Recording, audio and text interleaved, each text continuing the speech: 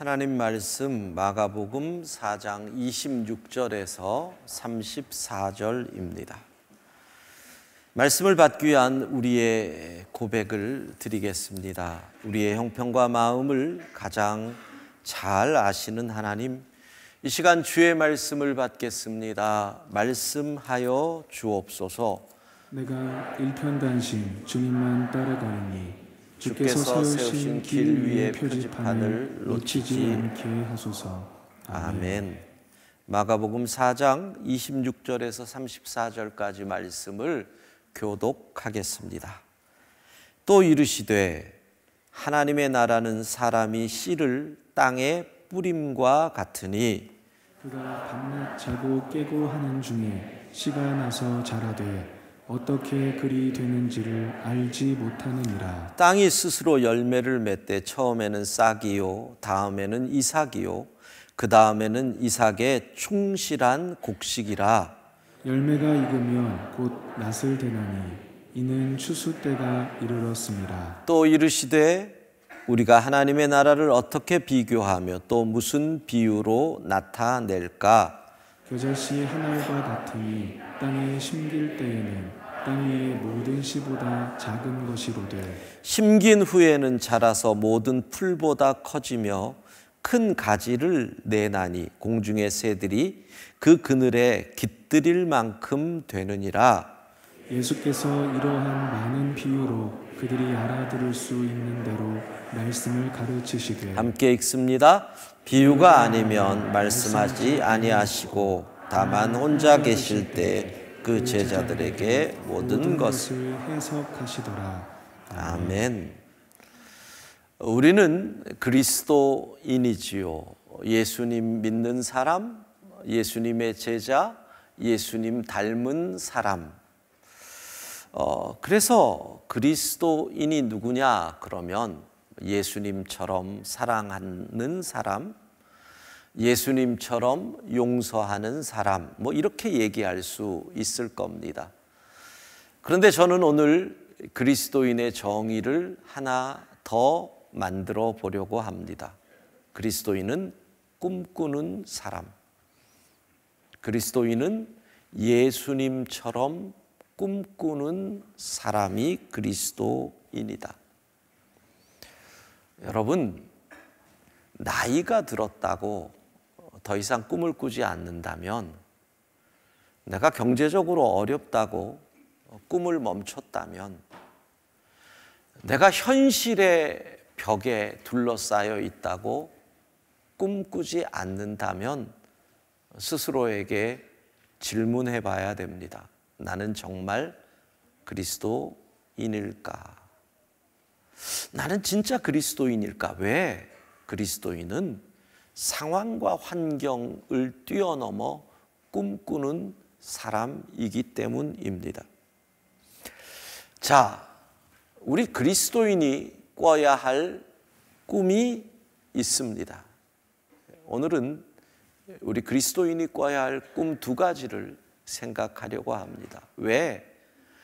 저는 이 시대의 문제 중에 가장 큰 문제가 꿈꾸는 사람이 줄어들고 있는 것이 이 민족의 가장 큰 문제라고 생각합니다.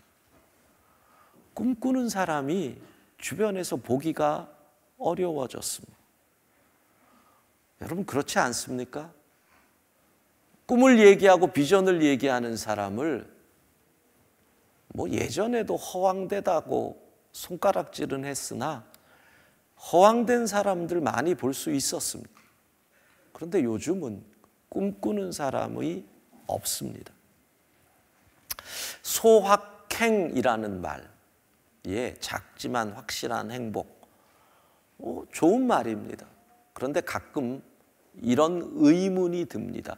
꿈꾸지 않는 사람들이 내가 꿈을 안 꾸는 것을 좋게 포장해서 혹시 소확행, 실제로 그런 꿈을 꾸는 것이 나쁘다는 얘기가 아니라 꿈을 꾸지 않으면서 그걸 사람들이 꿈도 없어? 그 말을 설명하기 위해, 포장하기 위해 그것을 차용하는 것은 아닌지. 그리스도인이 꿔야 할 두 가지 꿈이 있습니다. 첫 번째는 여러분이 그리스도인이라면 이 꿈을 꿔야 합니다. 생명의 꿈입니다. 생명의 꿈. 왜 생명의 꿈이냐? 우리 모두 예수 생명으로 거듭났기 때문입니다. 우리가 죄와 죽음의 종노릇하던 자들이었는데 예수님을 믿음으로 예수 생명이 우리 가운데 임하여서 우리가 빛의 자녀, 하나님의 자녀가 되었습니다. 그러니까 그리스도인은 모두 이 생명의 역사를 꿈꾸는 사람이 되어야 하는 것이죠.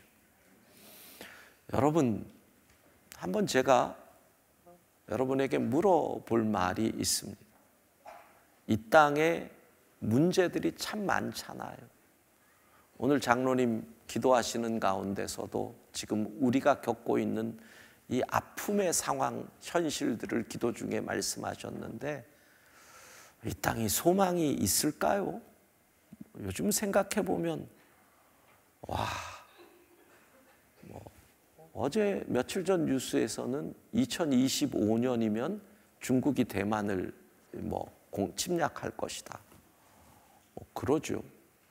며칠 전에 봤던 환경 다큐멘터리에서는 2060년인가 50년이 되면 해수면이 1m가 올라간대요. 그러면 도대체 1m가 올라가면 우리가 살 문제가 심각해지잖아. 해수면이 1m가 올라간다는 얘기는 북극이나 남극의 이 얼음이 다 녹는다는 거잖아요. 그러면 또 다가오는 문제가 얼음이 녹고 땅이 드러나면 그 땅 밑에 이 숨겨져 있는 빙하기 때 죽은 많은 이 짐승들, 그들이 가지고 있는 이 바이러스들이 활동을 한다는 거. 수천 년 전, 수만 년 전의 바이러스를 우리가 감당할 수 있는 면역력이 있을까요? 팬데믹이 또 올 수 있는 거. 이런 얘기들을 하니까 이 땅에 소망이 있나? 디스토피아 이렇게 얘기하죠. 물어보겠습니다. 왜 시간이 지나면 지날수록, 과학이 발달하면 할수록 학교 폭력과 같은 문제는 더 일어날까요? 여러분, 그 원인을 생각해 보신 적 있나요? 따돌림, 폭력. 요즘 넷플릭스의 더 글로리라고 하는 드라마가 또 막 그동안 좀 잠잠해 있던 학교 폭력을 다시 나타내고, 그런 사회 분위기 모르고 추신수는 이상한 얘기해가지고 욕먹고 하여간 그래요. 다른 시각으로 한번 봐요. 왜 학교 폭력은 더 심각해질까요? 그 원인을 여러분은 뭐라고 생각해요? 저는 이렇게 내립니다. 중고등학생들의 교실에 예수 믿는 아이들의 수가 줄어들어서. 여러분, 그런 관점으로 생각해 보신 적 있으세요? 예수 복음으로 충만한 아이들이 없어요. 지금 고등학교 아이들 가운데 교회 다니는 애들이 5% 미만이래요. 5% 미만이면 미전도 종족이에요, 우리나라가. 미전도 종족이면 선교사를 파송해야 돼요. 지금 우리나라 중고등학교가 이란이나 사우디아라비아라는 거예요. 예수 생명이 어떤 역할을 하는지 잘 생각해 보세요. 예수 생명이 충만하면은요, 생명을 생명 그 자체로 존귀하게 봐요. 생명을 생명으로 인정해줘요. 그러니까 능력의 유무와 상관없이, 생김새의 잘생김 못생김과 상관없이, 나하고 친하고 덜 친하고와 상관없이 생명이 생명으로 귀하게 여김받는 게 예수 생명이 역사하는 곳이에요. 그런데 30년 전, 40년 전 우리의 학교, 고등학교 교실에는 예수 복음에 조금 정신 빠진 친구들이 꼭 두세 명은 있었어요. 걔네들은 친구들에게 교회 가자고 얘기를 했어요. 걔네들은 학교에서 함께 모여서 일주일에 한 번 기도하는 시간을 가졌어요. 여러분, 고등학생들이 자기들이 자원해서 새벽 기도를 나왔어요. 그 시절에는. 지금도 고등학생. 교회에서 철야 기도할 때 고등학생들이 드문드문 앉아 있어 주여 하고 기도했어요. 그 아이들이 별것 아닌 것 같죠. 그런데 그 아이들이 교실에서 예수 복음으로 충만한 아이들이 있는데 어떻게 그곳에 선을 넘는 폭력과 따돌림이 있을 수 있겠어요? 왜? 생명은 생명으로 인정하는 곳, 그게 예수 복음이잖아요. 왜 이렇게 됐어요? 이곳에 있는 엄마들, 아빠들 탓이죠. 이곳에 있는 엄마, 아빠들이 예수 복음 중심으로 안 했잖아요. 엄마, 아빠들이 대학만 들어가면 된다고 했잖아요. 그래서 자란 아이들이 결국은 이 모양으로 만든 거예요. 생각해 보세요. 특별히 남자분들 잘 들으세요. 가정의 문제로 부부가 상담 오는 경우가 제법 있죠. 들어보면, 왜 남자라 그러면 제가 판단하기에는 80%는 남자들 탓이더라고요. 한 20% 정도. 그래도 세상이 바뀌어서 여자가 20%까지 왔지, 예전에는 거의 95% 남자 탓이었어요. 그렇게 크게 동의하는 웃음을. 왜 남자들이 그런 줄 아세요? 어릴 때부터 자랄 때 엄마들이 이딴 소리 하는 거예요. 고등학교 때 뭐라 그러는 줄 아세요? 중학교 때 공부만 잘하면 돼. 여러분, 공부만 잘하면 돼요? 공부 외에 얼마나 많은 걸 배워야 하는데, 근데 여자아이들은 요즘은 좀 다르지만 그 시절에는 설거지도 해야 되고 집에서 뭐가 엄마됨을 배웠어요. 근데 남자들에게는 엄마들이, 이상한 엄마들이 공부만 하면 돼 이래. 그래서 공부해서 대학을 들어가고 졸업했어요. 그 다음에는 결혼을 했어요. 뭔 소리를 해요? 돈만 벌어주면 돼. 배운 게 그거밖에 없어요. 아빠됨을 배우지 않았어요. 남편됨을 배우지 않았어요. 그리고 갈등이 와도 안 바뀌려고 그래요. 그걸 누가 가르쳤어요? 부모들이. 믿음을 안 키우고, 그리고 그 아이들은 교회를 떠나고, 그 집에서 나온 또 다른 자녀들은 학교에서 믿음 없이 살고. 여러분, 예수 생명이 역사하지 않는 학교 교실은 당연히 힘과 능력과 그리고 가진 것에 의해 좌우되는 사단이 역사하는 곳이 될 수밖에 없는 거잖아요. 왜 북한은 갈수록 더 전쟁을 얘기할까요? 내가 볼 때는 그거예요. 북한에 시간이 지나면서 점점 숨어있던 그리스도인들의 수가 사라져요. 예수 복음의 능력이, 예수 생명이 사라지면 전쟁과 힘을 얘기할 수밖에 없어요. 중국은 왜 더 난리를 칠까요? 이유는 딴 것 아니에요. 중국의 어느 날부터 십자가를 치우기 시작했어요. 예수 생명이 사라져요. 여러분, 예수 복음 없는 곳에 인권이 없다니까요. 역사를 보세요. 예수의 복음과 성경이 가는 곳에 인권이 생겼지, 그거 없이 인권이 어디 있어요? 러시아는 왜 우크라이나를 향해 전쟁을 했을까요? 거기는 기독교의 한 분파인 정교회가 전 국민의 다수를 차지하는 기독교 국가 비슷한 곳인데, 이번에 이유를 알았어요. 그 정교회 대주교가 하는 얘기를 들어보니 더 무서운 변질된 복음을 가지고 있어요. 변질된 복음의 결과가 뭐예요? 십자군이잖아요. 지금 러시아는 제2의 부패한 십자군 전쟁을 우크라이나에다가 그들 나름대로 이론화시켜서 하고 있는 거예요.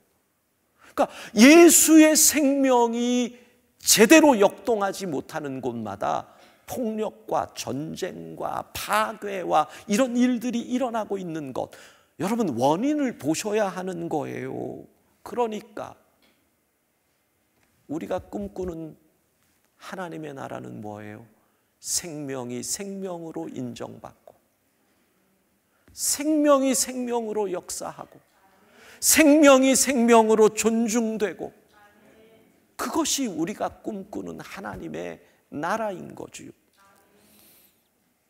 그런데 왜 우리는 예수님을 믿는다 하고 그 생명의 꿈을 꾸지 않을까요? 이유는 간단해요. 생명의 꿈을 꾸더라도 열매를 보기가 어렵다는 이유예요. 수고는 하는데 노력의 대가가 안 나오는 것 같거든요. 예를 한번 들어봐요. 어떤 아이가, 고등학생 아이가 어느 날 말씀의 은혜를 받았어요. 그리고 자기네 학교 교실을 봤더니 이제까지 안 보이던 게 보여요.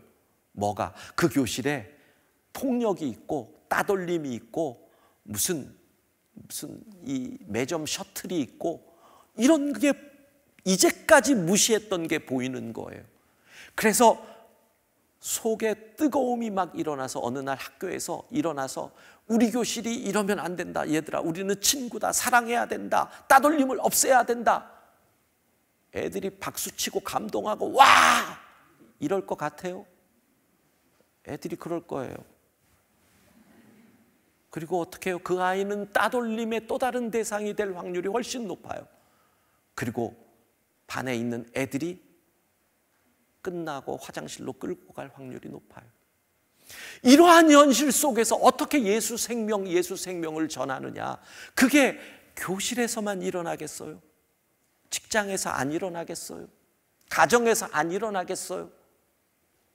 가는 곳마다 아무리 예수 생명을 얘기해도 변화가 안 보이지요. 열매가 안 보이니 우리는 지치는 거예요. 그리고 너도 나도 다 내려놓는 거죠. 그러나 오늘 말씀, 우리 주님이 이렇게 말씀하세요. 4장 27절 같이 읽습니다.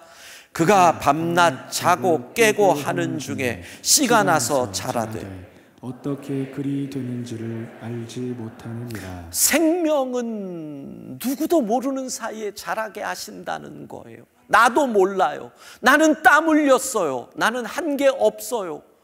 그런데 주께서 자라게 하신다. 이 생명의 역사가 일어나는 줄로 믿습니다. 그래서 주님이 28절 상반부에 뭐라 그러세요? 땅이 스스로 열매를 맺되. 여러분, 생명의 씨앗을 뿌려보세요. 사랑해보세요. 땀 흘려보세요. 맨 땅에 헤딩해보세요. 헛된 것 같지만 수고하고 하나님의 나라를 꿈꾸며 내 삶의 자리에서 노력을 할 때 그때 뭐라고요? 주께서 내가 일한다. 일찍이 바울 사도를 통해 하신 말씀 고린도전서 3장 6절 같이 읽습니다. 시작. 나는 심었고 아볼로는 물을 주었으되 오직 하나님께서 자라나게 하셨나니. 하나님께서 자라나게 하시는 것, 이 생명의 역사, 여러분 포기하지 마십시오. 끝난 거 아니에요. 아직 이 땅에 소망이 있으니 꿈을 꾸고 예수 생명을 뿌리고 생명이 능력과 관계없이 존중받는 이 하나님의 나라, 생명이 외모와 관계없이 존중받는 하나님의 나라, 생명이 나하고의 친분과 관계없이 그대로 생명으로 인정받는 이 하나님의 나라를 꿈꾸고 오늘도 삶의 자리에서 사랑하고 땀 흘리고 우리의 일을 감당할 때 주께서 자라게 하실 줄로 믿습니다. 우리는 생명의 꿈을 꿉니다. 두 번째, 우리가 꿔야 할 꿈은 행복의 꿈입니다. 그래서 2023년 우리 교회의 주제가 행복한 교회, 살리는 공동체, 생명의 공동체입니다. 행복, 예수님을 믿고 행복하고 싶지 않은 사람이 어디 있겠어요? 다 행복하고 싶죠. 근데 여기서 말하는 행복은, 오늘 본문에서 말하는 행복은 한 걸음 더 나아가는 행복입니다. 사람은요, 네 종류의 사람이 있다고 하네요. 첫 번째는 안 해야 할 일을 당연히 할 일처럼 하고 사는 사람이 있답니다. 사기치고 폭력 휘두르고 남의 것 빼앗고, 이건 안 해야 할 일인데 그거를 직업처럼 당연히 할 일로 하고 사는 사람들, 그런 사람 있지요. 두 번째는 해도 되고 안 해도 되는 일들을 사명처럼 받드는 사람들이 있대요. 이게 뭐예요? 취미생활. 여러분, 취미라는 말 자체가 해도 되고 안 해도 되는 일이에요. 근데 취미생활 때문에 부부싸움 하는 거 바보죠. 축구가 뭐가 그리 중요해서 그것 때문에 부부싸움을 해요. 안 해버리고 말지. 그렇잖아요. 술 한 잔 할 수도 있고 안 할 수도 있어요. 그렇죠. 근데 그게 뭐 그리 중요하다고 그걸 못 끊어가지고 부부싸움하고 가정 깨지고 건강 깨지면 그거 바보잖아요. 바보잖아요. 그러니까 해도 될 일, 안 해도 될 일인데, 그냥 선택할 일인데 그거를 꼭 해야 할 일로 여기는 어리석은 사람들. 이런 설교하면 꼭 옆에 있는 사람 쳐다보더라고요. 너야 너, 이제 그러는 거죠. 세 번째, 당연히 해야 할 일만 하는 사람도 있어요. 뭐가 당연히 해야 할 일이에요? 부모가 자식을 키우는 건 당연히 해야 할 일이에요. 뭐 가장이 나가서 돈 버는 거 당연히 해야 할 일이에요. 근데 그게 무슨 벼슬이라고 뭐 인정받으려고 그러고 칭찬받으려고 그러고, 아니에요. 그건 당연히 할 일을 하는 거니까 칭찬받을 일도 아니고 그냥 그런 거예요. 예수 믿고 교회 주일에 예배 나오는 거 당연히 할 일이에요. 그러니까 그걸 가지고 뭐 할 것도 없어요. 그런데 우리가 생각하는 것은 네 번째, 당연히 해야 할 일 이상을 하는 사람. 이게 우리가 꿔야 할 꿈인 거예요. 자, 잘 들어보세요. 네 종류의 사람을 얘기했어요. Give and Take라는 책이 있어요. 이건 오브 예배에 나오신 분들에게만 전하는 특혜예요. 그 얘기는 설교 시간이 길어질 것이다라는 얘기예요. 자, 그 책을 보면 세상에 사람이 기버가 있고 테이커가 있고 매처가 있다고 나와요. 그런데 그 책이 참 좋은 이유는 뭐냐면, 우리는 승리를 위해, 성공을 위해서 누군 것을 빼앗아야만 올라갈 수 있다라고 이 세상에서 얘기하는데, 그 책은 아니라는 거예요. 주는 자가 궁극적으로 승리한다. 그러니까 기버는 뭐예요? 계속 베푸는 사람이에요. 테이커는 뺏고 자기 것만 챙기는 사람이에요. 매처는 뭐냐? 내가 준 만큼 받는 사람. 그러니까 내가 열을 받아, 꼭 그런 분 있잖아요. 내가 밥 한 번 얻어 먹었으면 꼭 밥을 사야만 속이 풀리는 사람. 이게 매처라는 거예요. 자, 근데 잘 들으세요. 세상이 이렇게 된다는 거예요. 이 세상이 테이커가 많아지면 매처가 테이커로 된대요. 그렇잖아요. 당연한 거예요. 굳이 얘기를 해서 뭐 보수가 있고 진보가 있고 중도가 있는데, 진보가 많아지고 뭐 이런 식으로, 그러니까 테이커가 많아진다는 건 뺏기는 사람이 많아진다는, 뺏어가는 사람이 많잖아요. 그러면 매처는 어떻게 돼요? 내가 빼앗겼으니까 누구 걸 뺏어야 되는 거예요. 반대로 봐요. 기버가 많아지잖아요. 그러면 매처가 기버가 된다는 거예요. 왜? 매처는 받은 대로 줘야 되니까. 그러니까 이 세상이 행복해지려면 기버가 많아지면 점점 매처가 기버가 되니까 주고 주고 주는 세상이 된다라는 거예요. 자, 이 세상은 각박해진다는 게 뭔 줄 아세요? 당연히 해야 할 일만 하는 사람이 많아지면 세상이 각박해져요. 왜? 윤활유가, 세상이 잘 돌아가려면 윤활유가 있어야 되는데 그 윤활유는 당연히 해야 할 일 이상을 하는 사람들이 기름이거든. 그 사람이 많아지면 당연히 해야 할 일을 하는 사람들이 이쪽으로 가요. 그 이상을 하려고 해요. 그러니까 기버가 많아질 때 매처가 움직이는 것과 똑같은 거예요. 그러니까 당연히 해야 할 일만 하는 사람들이 매처예요. 그 이상은 기버예요. 그 밑엔 테이커예요. 그래서 오늘 성경은 이렇게 얘기하는 거예요. 본문을 보면 당연히 해야 할 일 이상을 해라. 4장 32절 같이 읽습니다. 심긴 후에 자라서 모든 풀보다 커지며 큰 가지를 내나니 공중의 새들이 그 그늘에 깃들일 만큼 되느니라. 아멘. 자, 겨자씨, 아주 작은 씨예요. 근데 이게 큰 나무가 돼요. 그게 뭐예요? 생명의 특징이에요. 생명은 자란다. 그런데 여기서 자라서 나무가 되는 거는요, 당연히 할 일만 하는 거예요. 당연히 자라서 큰 나무가 되는 거죠. 그게 우리의 목적이 돼서는 안 된다는 거죠. 뭐가? 그 나무의 가지에 깃들인 새가 많아야 한다. 당연히 할 일 이상이에요. 더불어 함께 행복할 거야. 나만 큰 나무가 되지 않을 거야. 내 그늘에 많은 사람이 함께 행복할 거야. 이것이 그리스도인들이 꿔야 할 행복의 꿈인 거죠. 그 꿈을 꿔야 돼요. 행복의 꿈을 꾼다는 건 뭐예요? 내가 큰 나무 되겠다. 그거는 생명이니까 당연한 거예요.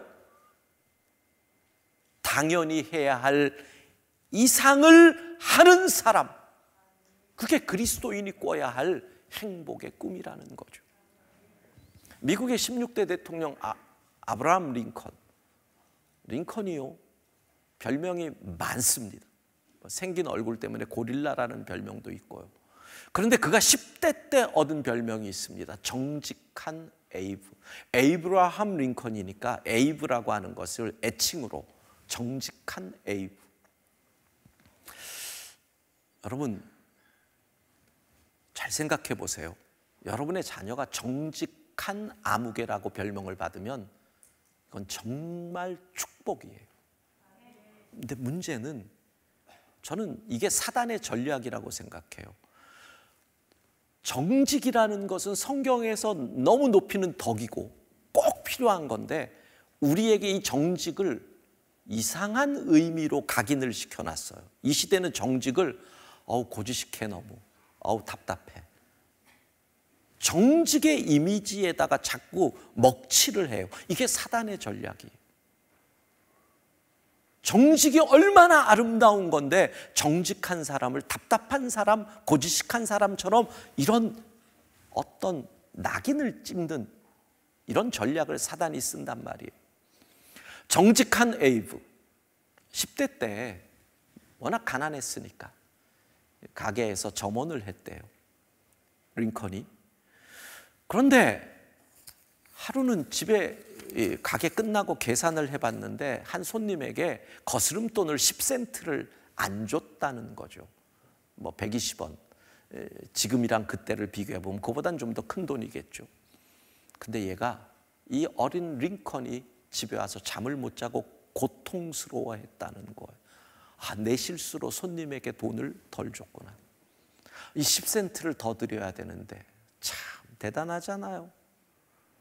우리 같으면 10센트 벌었네, 잠이 잘 오네, 뭐 이랬을 수 있는데.